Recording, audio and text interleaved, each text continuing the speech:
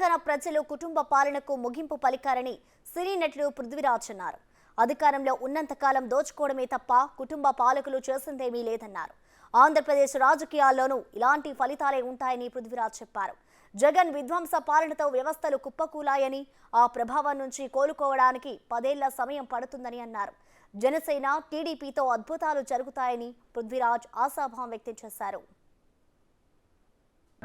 అంబటి రాంబాబు గారు మాట్లాడతారు కదా, 175కి 175 వస్తాయి. ఇప్పుడు రమ్మనండి 175. నీకు అంత ఇన్సెక్యూరిటీ ఉన్నప్పుడు 92 మంది నువ్వు ఎందుకు మార్చుకుంటావు?